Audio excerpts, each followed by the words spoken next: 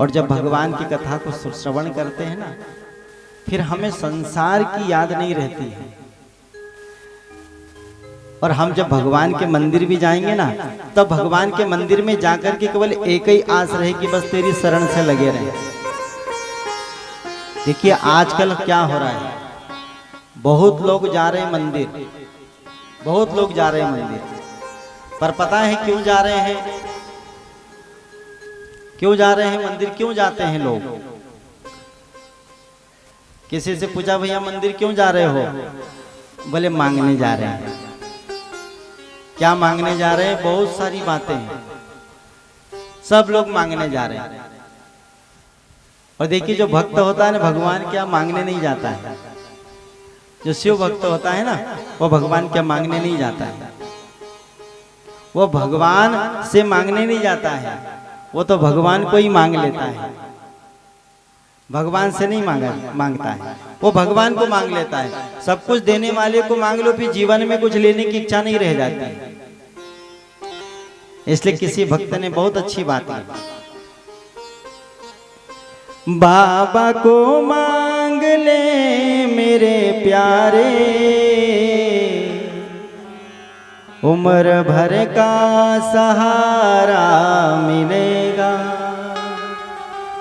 भगवान के जब मंदिर में जाओ तो भगवान से न मांगो, भगवान को मांगो, ऐसा ये कहती है कथा। हम क्या करते हैं? हम मंदिर में जाते तो हैं, परंतु मंदिर में जाकर के हम केवल भगवान से मांगते हैं। और भगवान देने वाला है, वो सब कुछ दे देता है, परंतु भगवान को थोड़ा सा संकोच हो जाता है कि जब देखो जब ये मेरे यहाँ मांगने के लिए आता है। अरे कभी मांगने के लिए मन बना करके जाते हो तो मन को थोड़ा सा बदलिए तो सही है। भगवान को हमने मांगा और भगवान से हमने मांगा, एक दिन भगवान को ही मांग लो। और देखिए एक बहुत अच्छी बात कही है, एक बहुत अच्छी बात है।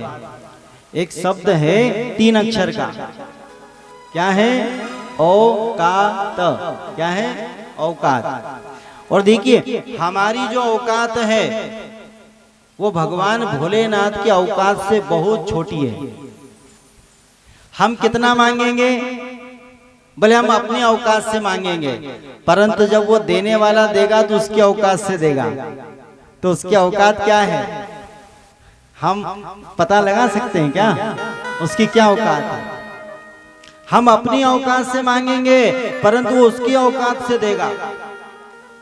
इसलिए अपनी औकात कभी भगवान को नहीं बतानी चाहिए, वो उसकी औकात से देने वाला है। बस वहां जाकर के बैठ जाओ और भगवान से मत मांगो, भगवान को मांगो।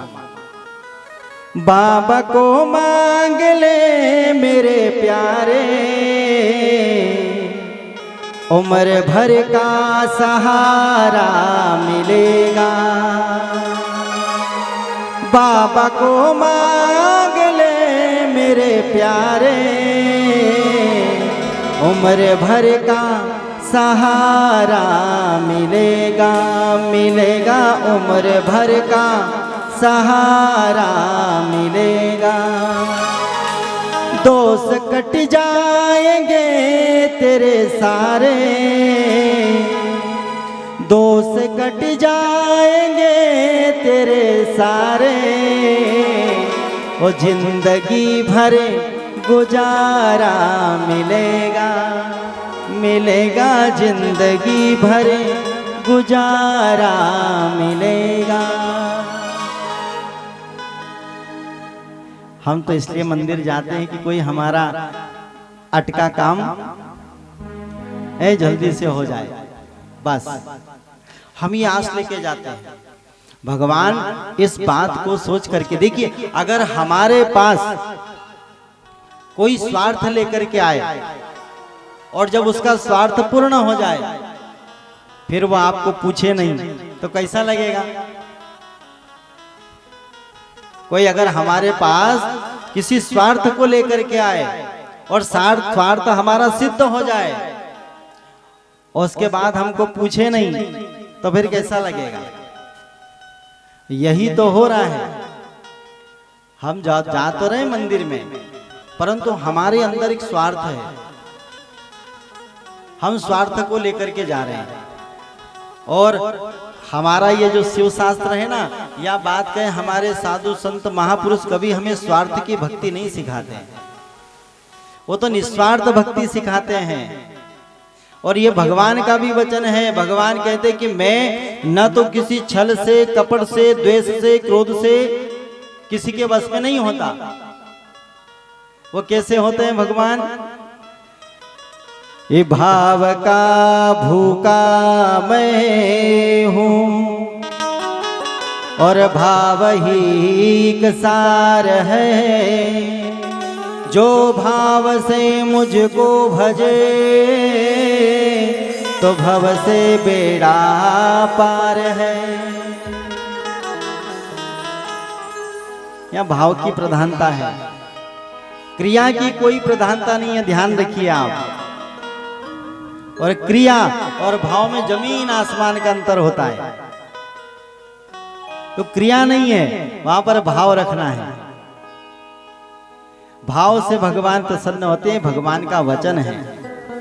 इसलिए भगवान ने कहा सर्व धर्मान परित्यज्य मामेकम शरणम व्रज अहम त्वा सर्व पापेभ्यो मोक्षयिष्यामि मा शुचः। ये भगवान का वचन है गीता जी में। भगवान कभी झूठ नहीं बोलते, ध्यान रखिए।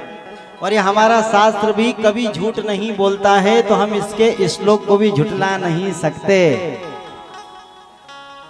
सर्वधर्मान परित्यज्य, सर्वधर्मान का मतलब क्या है? शरीर के जो धर्म है इनको त्याग करके मेरी शरण में आ। ये शरीर के धर्म कौन कौन से हैं? कौन कौन से शरीर के धर्म?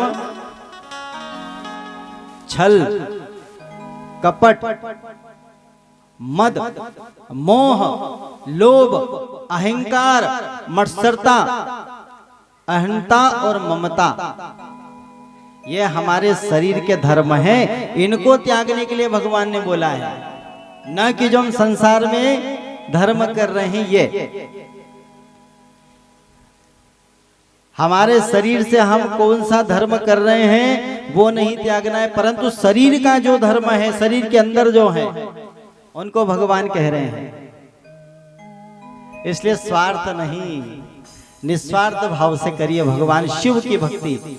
और ये भगवान शिव निस्वार्थ भक्त को ही अपनाता है, स्वार्थी भक्त को कभी नहीं। इसलिए निस्वार्थ